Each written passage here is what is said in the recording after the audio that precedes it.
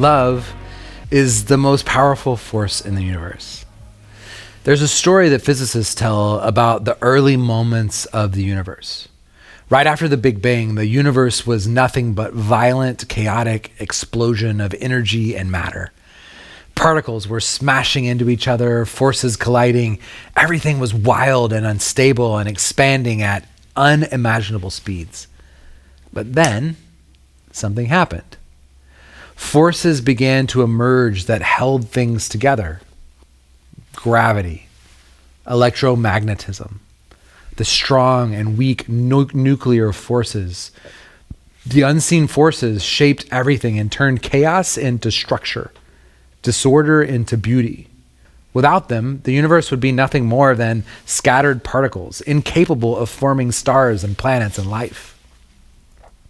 Love, Paul tells us, is like that. In 1 Corinthians 13, he writes, "If I have the gift of prophecy and can fathom all the mysteries and all knowledge, and if I have faith that can move mountains, but I don't have love, I am nothing." Not lesser, not incomplete, nothing. That's a bold claim. It's easy to imagine that without money, we might struggle. Or without success, we might feel unfulfilled. Or without influence, we might be overlooked. But Paul says the real danger isn't lacking those things. It's lacking love. Without it, even the greatest knowledge, the deepest faith, the most extraordinary abilities amount to nothing.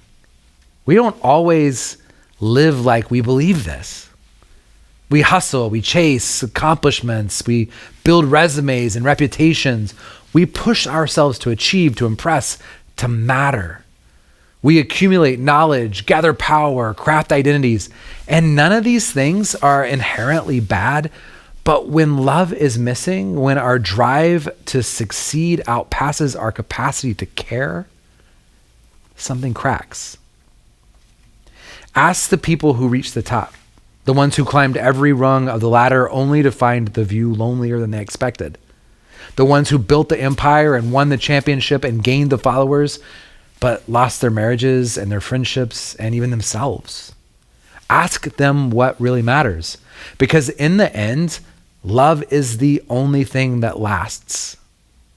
The world is full of people who were once powerful, once famous, once successful, but whose names have faded. History forgets kings and CEOs and trendsetters and record breakers. But love, that's different. Think about the people who have shaped you the most. Not the ones with the biggest platforms, but the ones who made you feel seen, the ones who showed up, the ones who loved you, not because of what you could do for them, but simply because you are worth loving.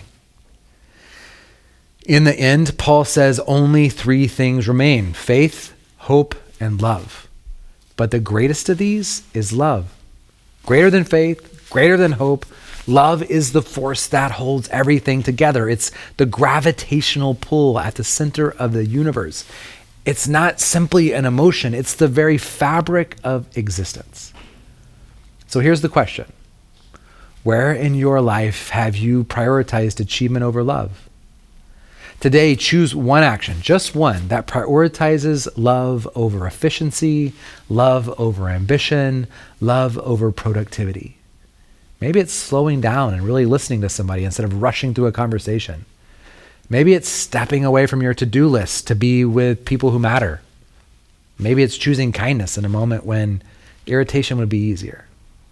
Because in the end, love is the only thing that will matter and the only thing that will remain.